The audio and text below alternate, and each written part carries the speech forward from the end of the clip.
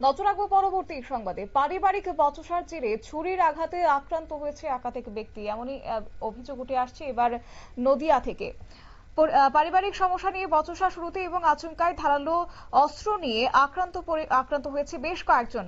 ঘটনাটি ঘটেছে নদিয়া শান্তিপুর থানার নতুন পাড়া ষষ্ঠীতলা এলাকায়। অভিযুক্তের বিরুদ্ধে শান্তিপুর থানায় লিখিত অভিযোগ দায়ের করেছে পরিবার। অন্যদিকে আশঙ্কাজনক অবস্থায় হাসপাতালে ভর্তি রয়েছে একজন। যদিও এই বিষয়কে কেন্দ্র করে বিস্তারিত কি রয়েছে শুনুন।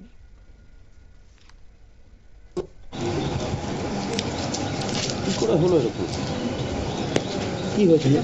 ও ভাই আমাদের সকালবেলায় ভাঙচুর করছিল, ঠেকাতে গিয়েছিল, ভাইপোকে মারছিল, ঠেকাতে গিয়ে ছুরি কি কারণটা? হ্যাঁ কারণটা কি? ও মাঝে মাঝে এরকম করে।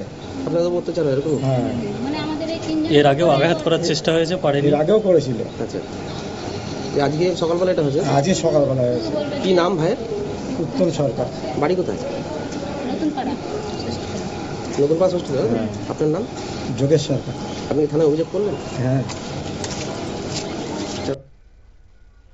সংশ্লিষ্টের বক্তব্য আপনারা শুনলেন এবং গতকাল রাত্রিবেলাতেই এই ঘটনাটি সংঘটিত হয়েছে বলে জানা গেছে। পারিবারিক কোনো বিষয়কে কেন্দ্র করে শুরুতেই একটা বাকবিতণ্ডা সৃষ্টি হয় এবং তারপরই তা হাতাহাতির রূপ নিয়েছে। অন্যদিকে জানা গেছে ষষ্ঠীতলা এলাকার বাসিন্দা উত্তম সরকার গতকাল রাতে নিজের ছেলের সঙ্গে বচসার কারণে নিজের বাড়িতে ভাঙচুর করতে থাকে। ঠিক সেই সময়ে তার ভাইপো সহ পরিবারের অন্যান্যরা বিষয়টি বাধা দেওয়ার চেষ্টা করে। তখনই আচমকাই নিজের কাছ থেকে একটি ধারালো অস্ত্র বের করে আক্রমণ শুরু করে প্রত্যেকের উপর, এমনটাই অভিযোগ উঠে আসছে। যাব বিস্তারিত, আমাদের সঙ্গে যুক্ত হয়ে গেছে সাংবাদিক অঞ্জন শুকুল। অঞ্জন বাবু, নদিয়ার এই ঘটনার বিষয় নিয়ে যদি বিস্তারিত তুলে ধরেন। দেখো, পারিবারিক সমস্যা নিয়ে বচসা, আর এই বচসার ফলে আচমকা ধারালো চাকু চালালেই আক্রমণ পরিবারের বেশ ঘটনাটি ঘটেছে নদিয়া শান্তিপুর থানার নতুন পাড়া ষষ্ঠীতলা এলাকায়। অভিযুক্তের বিরুদ্ধে শান্তিপুর থানায় লিখিত অভিযোগ দায়ের পরিবারে।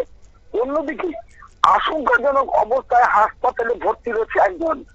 যেটা জানা গিয়েছে, ষষ্ঠীতলা এলাকার বাসিন্দা উত্তম সরকার গতকাল রাতে নিজের ছেলের সঙ্গে বচসার কারণে নিজের বাড়ি ভাঙচুর করতে থাকে। ঠিক সেই সময় তার ভাইপো সহ পরিবারের অন্যান্যরা বিষয়টি বাধা দেওয়ার চেষ্টা করে, আর তখনই আচমকা নিজের কাছ থেকে ধারালো অস্ত্র বের করে আক্রমণ শুরু করে প্রত্যেকের উপর। রক্তাক্ত অবস্থায় একজনকে উদ্ধার করে শান্তিপুর স্টেট জেনারেল হাসপাতালে নিয়ে আসা হয়।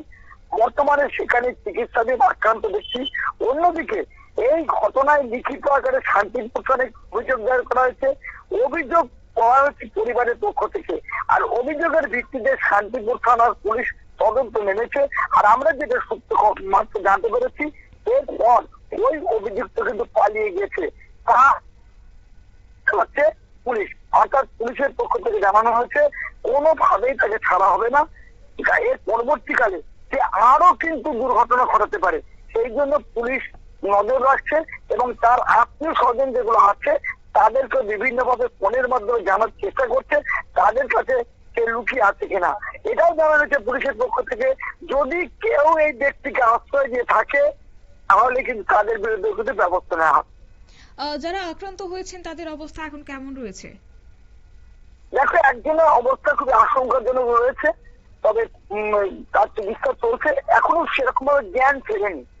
দুটি অস্ত্রোপচার হয়েছে এবং যেটা জানা যাচ্ছে মাথার উপরে যে আঘাতটা হয়েছে সেখানে রক্ত জমাট রয়েছে। পরবর্তীতে চিকিৎসক যেটা জানিয়েছে, প্রয়োজনে আর একবার কিন্তু তার মাথায় অপারেশন হতে পারে। একেবারে ধন্যবাদ অঞ্জন বাবু আপনাকে। আপনারা শুনলেন এবং পারিবারিক বিষয়কে কেন্দ্র করে এই ভয়ঙ্কর আকার ধারণ করেছে। অন্যদিকে রক্তাক্ত অবস্থায় একজনকে উদ্ধার করে শান্তিপুর স্টেট জেনারেল হাসপাতালে নিয়ে আসা হয়েছে। বর্তমানে সেখানেই তার চিকিৎসা চলছে। অন্যদিকে এই ঘটনার লিখিত আকার শান্তিপুর থানায় অভিযোগ দায়ের করা হয়েছে এবং পরিবারের তরফ থেকে পরিবারের অভিযোগের ভিত্তিতে পুলিশ এই মুহূর্তে তদন্তে নেমেছে বলে জানা গেছে। নিয়ে নিচ্ছে ছোট্ট একটি বিজ্ঞাপন, বিরতির সঙ্গে থাকুন।